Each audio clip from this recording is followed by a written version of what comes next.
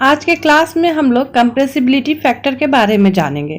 The extent to which a real gas deviate from ideal behavior is depicted in term of a new function called the compressibility factor. It is denoted by Z.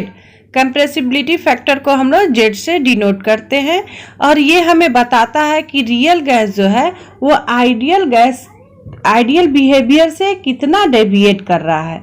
ये एक simple ratio है pressure और volume के product का real gas के case में और ideal gas के केस में।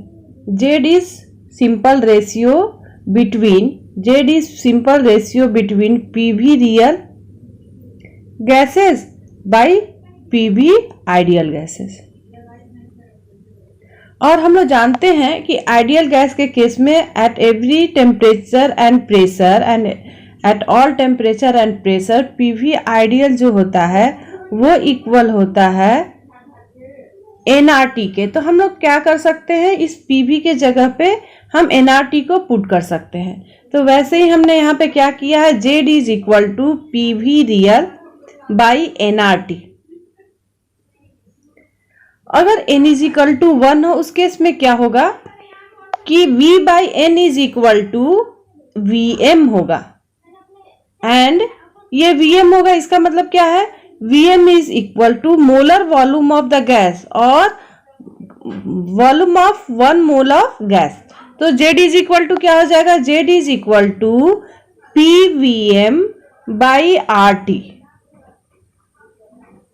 Vm क्या है, molar volume of gas और volume of 1 mole of gas। अब आइडियल गैस के कंडीशन में क्या होता है कि Z जो होता है, चूंकि PV जो होगा आइडियल गैस के केस में क्या होगा, PV जो होगा वो nRT के बराबर होगा। तो PV बाई nRT जो हमारा आएगा, PV बाई nRT जो आएगा वो इक्वल है 1 के, वो इक्वल हो जाएगा 1 के। तो ये हमारे पास आ जाएगा। तो आइडियल गैस के कंडीशन में क्या होता है, आइडियल गैस के केसेस में क्या होता है कि Z इज इक्वल टू 1 होता है at all temperature and pressure. लेकिन अब अगर Z इज इक्वल टू 1 नहीं है, इसका मतलब जो हमारा गैस जो है वो आइडियल नहीं है। और ये हमको यही Z जो है ये मेजर है इम्परफेक्शन का। ये Z हमें बताता है कि कोई गैस जो है वो कितना आइडियलिटी से दूर है, कितना इम्परफेक्शन है उसमें। अगर हम लोग प्लॉट करें एक ग्राफ Z और Z को लेके, कंप्रेसिबिलिटी फैक्टर को लेके और प्रेशर को लेकर, प्रेशर इस साइड इंक्रीज करेगा और Z इस साइड इंक्रीज करेगा, तो जो स्ट्रेट लाइन होगा ये हमें बताएगा कि ये आइडियल गैस है। और यहाँ पे Z इज इक्वल टू क्या होगा, 1 होगा। अब अगर हमारे पास अब दो कंडीशन आता है, या तो Z जो होगा वो लेस देन 1 होगा या Z जो होगा वो ग्रेटर देन 1 होगा। तो कुछ गैसेस जो है वो हमें शो करते हैं Z is equal to greater than 1 at every temperature and pressure, and some gases are shows the behavior when they show Z is equal to less than 1 and also Z is equal to greater than 1। इसके बारे में हम लोग आगे जानते हैं। तो हमारा जो Z है वो क्या बताता है, the difference between unity and the value of the compressibility factor of A gas is measure of the degree of non ideality of the gases. जो यूनिटी से अगर Z किसी गैस का कितना डिफर कर रहा है, ये हमें, ये एक मेजर है, ये बताता है हमें कि वो गैस जो है आइडियल बिहेवियर से कितना डेविएट कर रहा है। तो इसमें हमारे पास दो केस फिर सामने बन के आता है कि हो सकता है कि PV रियल जो हो वो ग्रेटर देन हो PV आइडियल के। तो उस केस में हमारे पास Z क्या हो जाएगा, Z जो हो जाएगा वो ग्रेटर देन 1 होगा। क्यों ऐसा होगा, क्योंकि हमें मालूम है कि Z इज क्या होता है, PV real upon PV ideal. तो अगर ये जो है ग्रेटर देन 1 है, ग्रेटर है वैल्यू का है PV आइडियल से, तो Z हमें क्या हो रहा है, न्यूमेरिकल जो इसका Z का वैल्यू आएगा हर कंडीशन में 1 से ज्यादा आएगा। वैसे ही अगर जो है PV जो है वो लेस देन 1 हो जाए, ये PV क्या है रियल गैस के लिए, अगर लेस देन हो जाए PV आइडियल, उस केस में क्या होगा, जो ये रेशियो होगा Z क्या है, Z तो एक्चुअल में रेशियो है PV real bye PV ideal का। तो ये भी क्या हो जाएगा, ये हर एक किसी भी हाल में पीवी आइडियल जो है अगर ज्यादा हो पीवी रियल से तो ये लेस देन 1 आएगा। तो हमारे पास दो कंडीशन है, या तो जेड जो है वो ग्रेटर देन 1 होगा या लेस देन 1 होगा। किसके केस में? रियल गैसेस के केस में। लेकिन आइडियल गैस के केस में क्या होगा? ये हमेशा जेड इज इक्वल टू चूंकि 1 होगा तो आइडियल गैस के केस में जेड इज इक्वल टू 1 होगा, तो ये एक स्ट्रेट लाइन को शो करेगा। अब देखिए ये जो है हमारा हाइड्रोजन गैस के लिए या फिर हीलियम गैस के लिए जेड क्या है? ये है ग्रेटर देन 1। यहाँ पे क्या है? जेड जो है ग्रेटर देन 1 है। और इस साइड हम देखिए जेड जो है ये लेस देन 1 है। यहाँ पे 1 है, इस साइड में ये इंक्रीज कर रहा है और इस साइड में ये डिक्रीज कर रहा है। तो यहाँ पे हम ये जो स्लोप है ये निगेटिव स्लोप है।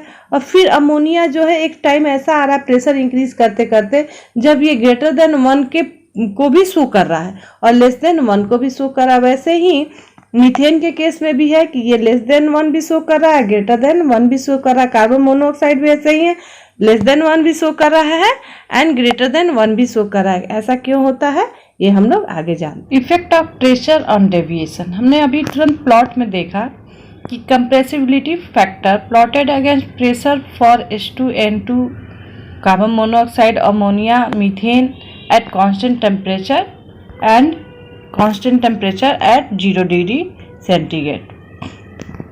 इस प्लॉट में हम लोगों ने देखा कि एक साइड हमने जेड को लिया है और दूसरे साइड पे हमने प्रेशर को लिया है और डिफरेंट गैसेस को लेके प्रेशर इंक्रीज करते हुए उनके लिए कंप्रेसिबिलिटी फैक्टर को हमने प्लॉट किया है। तो जैसे ही प्रेशर अगर जब कम रहता है तो सारे जो गैसेस हैं आइडियल गैस की तरह बिहेव करते हैं। जैसे कि यहाँ पे सारे गैस जो है एक साथ एक ही पॉइंट पे से ऑरिजिनेट कर रहे हैं और ये जो है स्ट्रेट लाइन जो है जेड इज इक्वल टू 1 के लिए है और जेड इज इक्वल टू 1 पे क्या होता है? गैस जो है आइडियली बिहेव करते हैं। तो सारे गैस यानी कि इस पॉइंट पे आइडियल गैस की तरह बिहेव कर रहे हैं। लेकिन क्या है यहाँ पे जो है नीचे की तरफ जो निगेटिव स्लोप गया है, ये निगेटिव स्लोप जो गया है यहाँ पे जो गैसेज है वो Z is equal to less than 1 है और यहाँ पे जो है Z is equal to greater than 1 है। ये ग्राफ देखिए यहाँ पे 1 है, ये 1.5 है, ये 0.5 है, यानी कि 1 से लेस है, ये 1 से इस साइड 1 से ज़्यादा है। तो प्रेशर जब काफ़ी ज़्यादा लो हो तो जेड का जो वैल्यू होता है वो लेस देन 1 होता है। At extremely low pressure all the gases have Z approximately equal to 1। जो हमने देखा बहुत ज़्यादा जो जो प्रेशर था जब, तो सारे जो गैसेस थे वो as a ideal gas behave कर रहे थे। सब लोग एक ही जगह से ऑरिजिनेट कर रहा था और ये जो है लगभग 10 atm तक ऐसा शो करते हैं। जो रियल गैसेस होते हैं आइडियल बिहेवियर को शो करते हैं। लेकिन जैसे ही हम प्रेशर जो है और डिक्रीज कर दे तो वहाँ पे जेड जो होता है वो लेस देन 1 हो जाता है। यानी कि आइडियलिटी से जो हमारा गैस है रियल गैस है वो आइडियल गैस की तरफ बिहेव नहीं करता है। वैसे ही अगर हम प्रेशर काफ़ी हाई कर दे तो क्या होता है? जैसे जैसे हम प्रेशर हाई करेंगे कि जेड का वैल्यू जो होता है वो ग्रेटर देन 1 हो जाता है। जैसे आप देखिए इस साइड हम जैसे ही प्रेशर को इंक्रीज कर रहे हैं, इस साइड हम जैसे ही प्रेशर को इंक्रीज कर रहे हैं तो सारे ही गैस जो है ये क्या कर रहे हैं? Z is equal to greater than 1 की तरफ जा रहे हैं। जेड जो है इंक्रीज कर रहा है और ये आइडियलिटी से दूर जा रहा है प्रेशर इंक्रीज करने पे। इसका वजह क्या है कि जब बहुत ज़्यादा आप प्रेशर इंक्रीज करिएगा तो गैस के मॉलिक्यूल्स जो है वो पास आएंगे। जब बहुत ज़्यादा पास आ जाएंगे तो जो फोर्स ऑफ अट्रैक्शन जो है अब चेंज कर जाएगा क्या में? रिपल्सिव फोर्स में। फोर्स ऑफ अट्रैक्शन जो है वो रिपल्सिव फोर्स में चेंज कर जाएगा और वही डोमिनेट करेगा। जैसे कि H2 और हीलियम के कर्व में हम देखते हैं कि वो स्ट्रेट लाइन में अप करते हैं और greater than Z is equal to greater than 1 को शो करते हैं। लेकिन जो गैस इजीली लिक्विफेबल हो, जो आप कम प्रेशर पे ही जो लिक्विड में कन्वर्ट हो जाते हो गैस, उनके केस में क्या होता है कि वो एक निगेटिव स्लोप को शो करते हैं। जैसे कि हम अमोनिया को ही ले ले तो सबसे ज़्यादा कर्व जो है डिप उसी का जा रहा है। और एक चीज़ इसमें और है कि जब प्रेशर हम अमोनिया का इंक्रीज भी कर रहे हैं तो इनके बीच जो है अमोनिया का जैसे देखिए यहाँ पे ये सबसे ज़्यादा डिप शो कर रहा है, ज़्यादा निगेटिव स्लोप इसी का शो कर रहा है क्योंकि काफ़ी और सब गैसों के अपेक्षा में ये जल्दी से लिक्विफाई हो जाता है। अब प्रेशर इंक्रीज करने पे भी क्या हो रहा है कि इसके बीच जो फोर्स ऑफ अट्रैक्शन है वो वर्क करते रह जाए। जो गैस मॉलिक्यूल्स अमोनिया के, उनके बीच रिपल्सिव फोर्स अभी डोमिनेट नहीं किया। जब यहाँ से ये अप में गया है तब क्या रहा है, यहाँ रिपल्सिव फोर्स वर्क कर रहा है और ये Z=1 को शो कर रहा है। ये हीलियम की अगर बात करें तो यहाँ पे हीलियम के केस में Z=1 है, जिसकी वजह से इनके बीच में इसके यानी कि इसके हीलियम मॉलिक्यूल जो है उनके बीच रिपल्सिव फोर्स जो है वर्क कर रहा है। हाइड्रोजन मॉलिक्यूल जो है इनके बीच रिपल्सिव फोर्स वर्क कर रहा है, जिसकी वजह से ये इस तरह का स्ट्रेट लाइन में अप कर रहा है। लेकिन वही अगर हम लोग देखें कार्बन मोनोऑक्साइड के लिए या मीथेन के लिए और या फिर अमोनिया के लिए, सबसे जिसका डीपेस्ट कर्व है वो क्या हो रहा है, यहाँ पे ये जो है ये इजिली लिक्विफिएबल है। अमोनिया सबसे ज्यादा, मीथेन उससे कुछ कम, कार्बन मोनोऑक्साइड उससे भी ज्यादा कम। तो वैसा ही कर्व भी हमें मिल रहा है। अब ऐसा क्यों होता है कि अगर जेड जो है प्रेशर कम करने पे जेड जो है <1 होता है और प्रेशर ज्यादा करने से जो जेड है वो <1 होता है। इसके लिए हम लोग देखते हैं, जैसे अगर हमने प्रेशर कम कर दिया तो देखिए प्रेशर अगर हमने डिक्रीज करेंगे तो ये क्या होगा, वॉल्यूम जो है हमारा इंक्रीज करेगा। फिर किसी भी गैस का अगर प्रेशर आप डिक्रीज कर दीजिए तो क्या होगा, वहां पे तो वॉल्यूम इंक्रीज करेगा ही करेगा। तो वॉल्यूम इंक्रीज करेगा तो हम जो भी रियल गैसेज होते हैं वो इस वैन डर वाल इक्वेशन के थ्रू गवर्न होते हैं। A/NV² into V-NB = nRT। अगर n=1 हो तो क्या हो जाएगा, यहाँ पे R हो जाएगा, यहाँ से भी n चला जाएगा और यहाँ से भी n चला जाएगा। तो P plus A/V² into V-B = होगा। अब चूंकि हमारा वॉल्यूम जो है, प्रेशर अगर हम डिक्रीज कर रहे हैं तो वॉल्यूम बहुत ज्यादा इंक्रीज कर जा रहा है। तो V और B को अगर हम कंपेयर करें तो हम बोल सकते हैं कि V जो है very very greater than B है। तो V-B जो होगा वो हो जाएगा अप्रोक्सीमेटली इक्वल टू V। क्योंकि B से V बहुत ज्यादा है तो हम उसमें से B को अगर निकालते भी हैं, उसमें से सब्सट्रैक्ट भी करते हैं तो बहुत ज्यादा वॉल्यूम में फर्क नहीं पड़ता है। तो हम क्या कर सकते हैं, V-B = V हो सकता है। तो अब हम क्या करेंगे, यहाँ पे इस B को हटा देते हैं, हम V को पुट कर देंगे। तो P प्लस A/V² n हमने 1 ले लिया है चूंकि, इंटू V = RT हो जाएगा। अब हम लिख सकते हैं PV प्लस ये V और ये V कैंसिल आउट हो जाएगा तो A/V = RT। अब हमने क्या किया, सब जगह RT से डिवाइड कर दीजिए। तो PV/RT plus A/VRT =RT/RT। RT/RT जो है कैंसिल आउट हो जाएगा, ये इक्वल टू 1 हो जाएगा। इसे हम लोग लिख सकते हैं PV/RT = 1 - A/VRT। अब PV/RT क्या है, ये Z के बराबर है तो Z = 1 - A/VRT। यानी कि यहाँ पे Z जो है 1 में से इस अमाउंट को हम अगर सब्सट्रैक्ट कर ले उसके बराबर होगा। तो Z हमेशा क्या होगा, किसी भी हाल में Z इज ऑलवेज <1। तो अगर हम प्रेशर कम करते हैं तो क्या होगा, Z हमारा <1 होगा।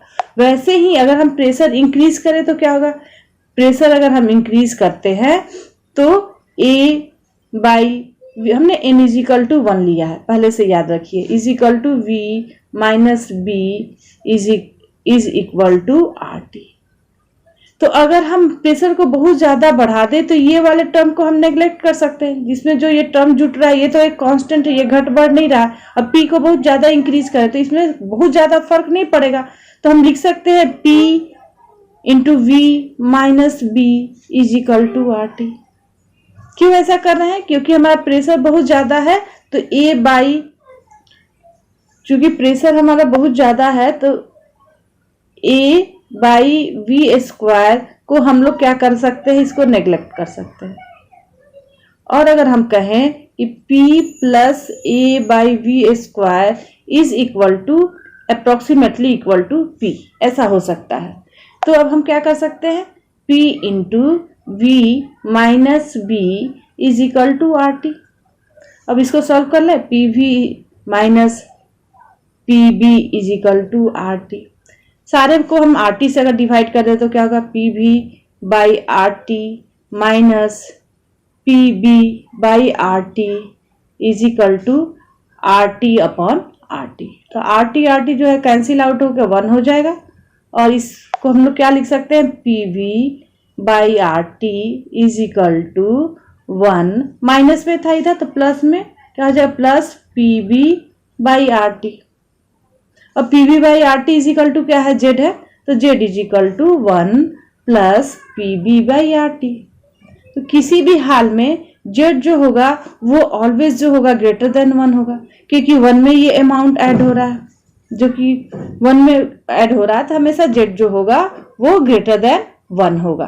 तो इसी वजह से जब भी हम प्रेशर इंक्रीज करते हैं तो जेड जो होता है वो इंक्रीज करता है, और प्रेशर जब हम डिक्रीज करते हैं तो जेड जो है वो डिक्रीज करता है। ये जो है ये क्या अमाउंट है, किससे इंक्रीज करता है या डिक्रीज करता है, ये आईआईटीज में पूछा जा चुका है, इस पे आपको ध्यान देना है। अब अगर हम टेम्परेचर की बात करें कि क्या इफेक्ट पड़ता है टेम्परेचर का जेड पे, तो इसके लिए हमने एक एग्जांपल लिया है नाइट्रोजन गैस का। अगर उसके लिए हमने डिफरेंट टेम्परेचर पे जेड के साथ उसको डिपिक्ट किया, प्लॉट किया है। जेड हमने इस साइड इस एक्सिस पे ले लिया है, इस पे हमने जेड को लिया है, और इस एक्सिस पे हमने टेम्परेचर को लिया है। तो जैसे ही कम टेम्परेचर पे अगर कोई गैस रहता है उसको हम धीरे धीरे अगर इंक्रीज करते हैं, तो जितना ज़्यादा हम टेम्परेचर इंक्रीज करेंगे गैस जो होता है आइडियल बिहेवियर के करीब होते जाता है। ये हमें ग्राफ देख के ही लग रहा है। देखिए जैसे कि 200 केल्विन पे अगर हमारा नाइट्रोजन गैस है तो ये माइनस वाले स्लोप को भी शो कर रहा है, प्लस वाले स्लोप को भी शो कर रहा है। दोनों में डेविएशन काफी ज्यादा है, दोनों में डिप, इस साइड भी डिप अगर कहे ये जेड इज इक्वल ये लेस देन 1 होगा, ये भी ज्यादा है, और ये Z is equal to greater than 1 होगा, ये भी आइडियल बिहेवियर से काफी ज्यादा है, ये जेड इज इक्वल टू 1 है। वैसे ही अगर हम 500 केल्विन पे कर रहे हैं तो यहाँ पे भी डिप कम हुआ है और ये कर्व भी स्ट्रेट कम गया है, तो जेड इज इक्वल टू ये आइडियल बिहेवियर के थोड़ा पास आया। पहले वाले के अगर से हम कंपेयर करें 200 केल्विन से कंपेयर करें 500 केल्विन को, तो और सेम हम अगर नाइट्रोजन गैस को 100,000 केल्विन पे ले जाते हैं और उस समय हम अगर कंप्रेसिबिलिटी फैक्टर का और टेम्परेचर का ग्राफ लेते हैं तो वो देखिए एक स्ट्रेट लाइन आता है, और ये हमारा जेड इज इक्वल टू 1 है। यानी कि यहाँ पे देखिए डिस्टेंस काफी कम हो गया है। तो जितना हम टेम्परेचर इंक्रीज कर रहे हैं जो भी गैस है हमारा वो आइडियल बिहेवियर की तरफ आ रहा है।